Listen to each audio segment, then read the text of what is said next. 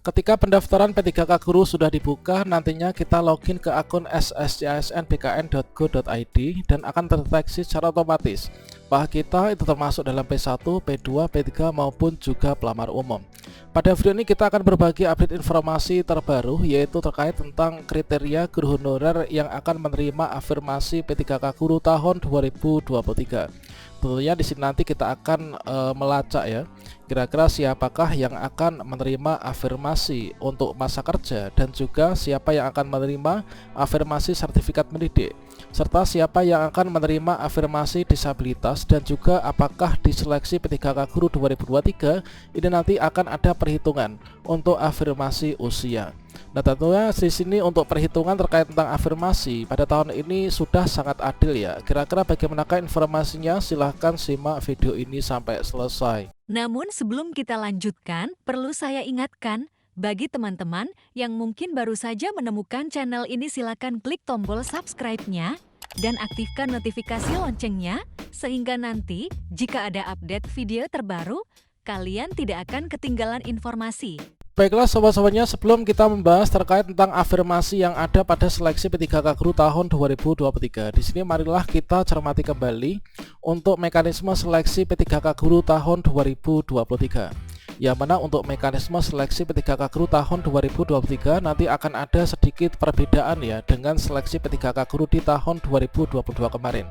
Jadi di sini nanti akan ada dua mekanisme seleksi teman-teman, yaitu yang pertama yaitu mekanisme seleksi yaitu penempatan. Artinya teman-teman yang sudah lulus passing grade nanti otomatis kita akan langsung ditempatkan ya, tanpa mengikuti seleksi kembali, baik itu seleksi administrasi maupun juga seleksi kompetensi. Namun di sini teman-teman untuk P1 ini harus mengetahui bahwasanya meskipun kita sudah lulus passing grade yang nantinya akan mengikuti seleksi dengan mekanisme langsung ditempatkan, teman-teman nanti ketika pendaftaran sudah dibuka harus tetap login ke akun SSCSN melanjutkan pendaftaran sampai dengan tahap resume. Kemudian untuk mekanisme yang kedua yaitu mekanisme seleksi dengan menggunakan CAT atau Computer Assist Test. Dan untuk CAT di sini dibagi menjadi dua teman-teman. Ya benar seperti yang disampaikan oleh Prof Nunuk sebelumnya, di sini nanti akan ada perbedaan yaitu mekanisme dengan menggunakan CAT. Untuk teman-teman yang THK 2 dan juga teman-teman guru honorer sekolah negeri masa kerja lebih dari 3 tahun, di sini nanti juga menggunakan CAT. Namun berdasarkan pengumuman dari Prof Nunuk, di sini nanti untuk soal-soal CAT-nya itu adalah soal-soal terkait tentang observasi teman-teman. Nah, terkait tentang untuk jenis soal dan juga contoh yang perlu kita pelajari itu kita sudah bahas ya pada video sebelumnya.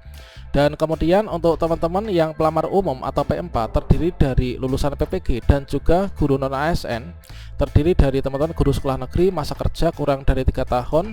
Untuk cut off-nya yaitu bulan Juli 2020, dan juga teman-teman guru honor sekolah swasta yang terdaftar Dapodik nanti menggunakan CAT pengetahuan. Nah, di sini adalah untuk mekanisme seleksi di tahun 2023 nanti. Dan selanjutnya di sini kita bahas untuk yang penempatan untuk teman-teman yang sudah lulus passing grade. Di sini nanti akan menggunakan mekanisme yang enggak jauh berbeda dengan di tahun 2022 kemarin. Jadi nanti akan diurutkan penempatannya. Memang di sini kita P1 langsung ditempatkan, namun nanti terkait tentang formasi yang dibuka di Pemda kita disesuaikan dengan linearitas ijazah dengan formasi yang nanti kita bisa isi, akan diurutkan mulai dari teman-teman THK 2 dulu, setelah itu nanti guru sekolah negeri, lulusan PPG dan juga guru swasta. Kemudian kalau misalkan nanti ada nilai yang sama dari per kategorinya, nanti akan diurutkan diambil dari yang teknis paling tinggi dulu.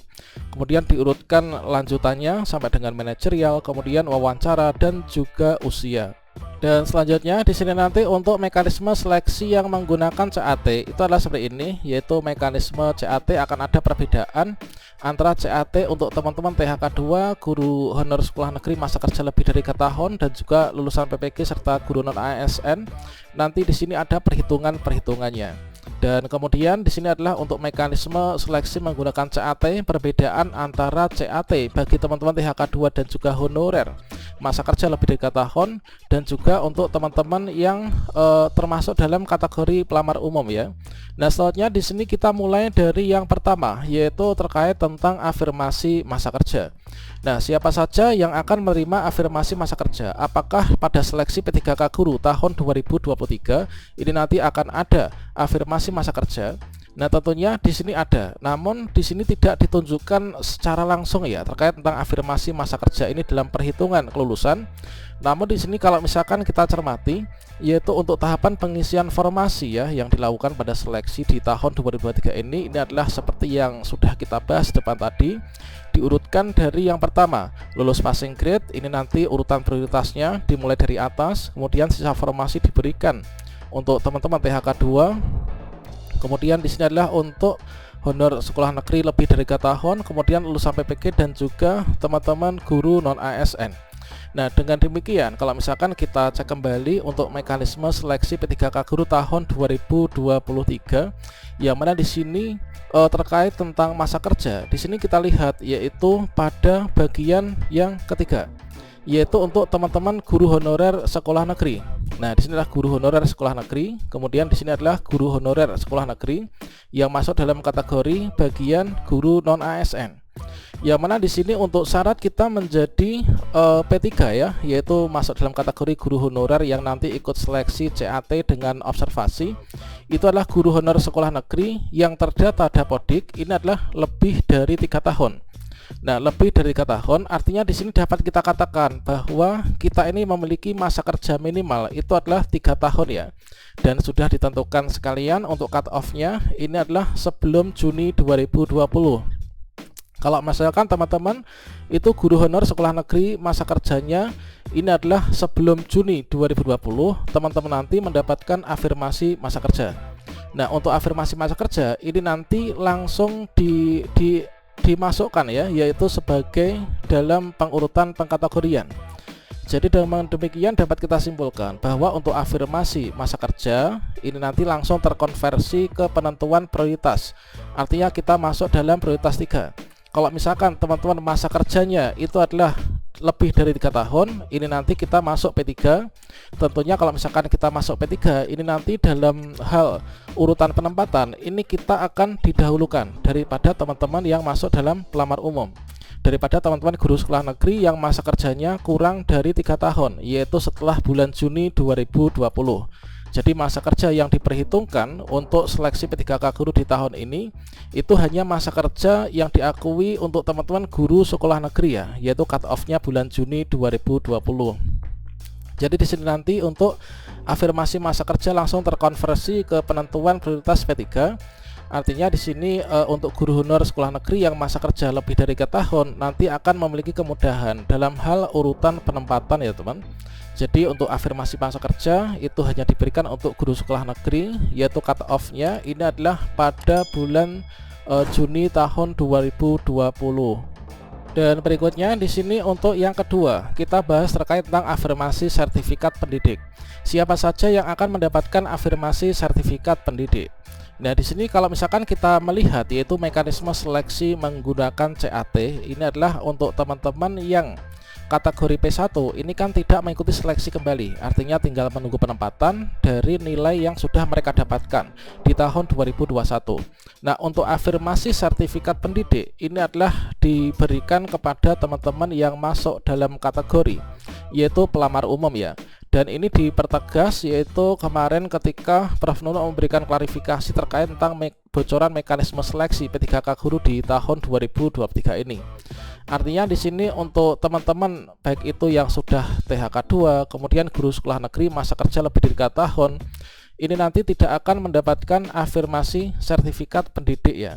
Nah, dengan demikian nanti dapat disimpulkan bahwasanya teman-teman yang dapat afirmasi sertifikat pendidik ini adalah hanya teman-teman yang masuk dalam kategori pelamar umum, yaitu lulusan PPG ini otomatis nanti akan mendapatkan sertifikat pendidik. Kemudian mungkin juga teman-teman guru non ASN di sekolah negeri ini sudah memiliki sertifikat pendidik, atau juga teman-teman guru sekolah swasta ini memiliki sertifikat pendidik. Maka di sini nanti kalau misalkan kita punya sertifikat pendidik ini nanti kita akan mendapatkan nilai 100% ya. Ini adalah berlaku untuk teman-teman semua peserta yang memiliki serdik yang linear dengan formasi yang dilamar. Artinya kalau misalkan teman-teman nanti dari pelamar umum memiliki sertifikat pendidik yang nanti untuk seleksinya itu menggunakan seleksi CAT pengetahuan, nanti isinya adalah kompetensi teknis, kemudian manajerial, sosiokultural, dan juga wawancara. Di sini nanti kalau misalkan teman-teman punya cerdik, maka di sini nanti untuk kompetensi teknis ini nanti langsung kita yang penting ikut saja, nanti langsung lulus ya. Ini dapat nilai yang 100% teman-teman. Dan selanjutnya di sini dapat kita simpulkan bahwasanya untuk teman-teman yang memiliki sertifikat pendidik, nanti penerima afirmasinya, afirmasi sertifikat pendidik itu hanya diberikan untuk teman-teman pelamar umum atau P4 pada urutan penempatan terakhir. Sama halnya di tahun 2022 ini adalah teman-teman yang memiliki sertifikat pendidik, ini adalah yang P4 ya. Yang P4 atau pelamar umum ini kalau misalkan kita memiliki sertifikat pendidik, ini terbaca yaitu keterangan afirmasinya A, maka di sini kita langsung mendapatkan poin penuh yaitu 500 poin. Sehingga di sini kita dengan mendapatkan nilai poin tertinggi ini kita bisa lulus ya. Kemudian sama halnya kalau misalkan teman-teman di sini masuk dalam kategori yaitu P3 ataupun juga P2, meskipun di sini ini adalah punya kawan saya ya. Kawan saya itu punya sertifikat pendidik, namun di sini tidak terbaca teman. Jadi untuk di tahun ini karena menggunakan Permen RB nomor 20 tahun 2022 tetap sama. Artinya nanti untuk yang punya afirmasi cerdik itu hanya teman-teman yang masuk dalam kategori pelamar umum saja. Dan selanjutnya untuk yang ketiga terkait tentang afirmasi disabilitas. Nah, siapa saja yang akan mendapatkan afirmasi disabilitas? Maka di sini kalau misalkan kita melihat untuk mekanisme seleksi yang menggunakan CAT, ini adalah untuk teman-teman yang mendapatkan afirmasi disabilitas itu sama halnya yaitu teman-teman yang mendapatkan afirmasi cerdik tadi ya, yaitu hanya untuk teman-teman pelamar umum saja. Sehingga di sini kita untuk yang selain dari pelamar umum ini adalah tidak akan ada penghitungan terkait tentang disabilitas teman. Nanti untuk disabilitas itu adalah afirmasinya 10% dari kompetensi teknisnya. Ini adalah nanti untuk teman-teman yang menggunakan mekanisme seleksi yang terakhir. Dan di sini dapat disimpulkan bahwa afirmasi disabilitas itu hanya untuk pelamar umum atau P4 dengan syarat nanti harus terverifikasi ya kedisabilitasannya. Cara verifikasinya gimana? Ketika nanti teman-teman login ke akun SSCSN, ketika memilih jenis seleksi dan juga formasi, teman-teman nanti akan ada pilihan apakah formasi umum ataukah formasi untuk yang disabilitas. Kalau misalkan teman-teman pilih yang disabilitas, kemudian di sana nanti akan diminta untuk memberikan bukti ya disabilitasnya. Teman-teman nanti membuat video yang menyajikan, memperlihatkan teman-teman melaksanakan tugas sebagai seorang guru honorer menunjukkan disabilitasnya. Direkam, kemudian diupload ke Google Drive, kemudian linknya dimasukkan ke sscsnbkn.go.id ya. Sama halnya dengan yang ini, nanti hanya untuk teman-teman pelamar umum saja nanti akan masuk di sini, yaitu afirmasi disabilitas. Sama halnya teman-teman yang untuk P2, P3 ini tidak ada ya untuk afirmasi disabilitas. Dan kemudian untuk yang terakhir terkait tentang afirmasi usia. Dan terkait untuk afirmasi usia, kalau misalkan kita melihat mekanisme seleksi P3K guru di tahun 2023 nanti, di sini sepertinya untuk afirmasi usia itu hanya diberikan untuk teman-teman yang dalam kategori P1. Nah, P1 pun itu tidak terlihat sebagai afirmasi penuh, namun di situ nanti akan berfungsi afirmasi usia itu yaitu dalam urutan penempatan. Jadi ya misalkan di sini ada beberapa formasi guru kelas SD misalkan. Kemudian setelah diurutkan di sini adalah saya itulah guru honorer sekolah negeri, kemudian di sini ternyata saya dan kawan saya itu nilainya sama semua. Misalkan di sini satu formasi masih ada saya dan kawan saya. Kemudian di sini saya guru honorer sekolah negeri. Nah, ketika dicek nilai akhir itu sama. Kemudian dicek di nilai teknis ini juga sama. Kemudian sosiokultural dan manajerial juga sama. Kemudian wawancara juga sama.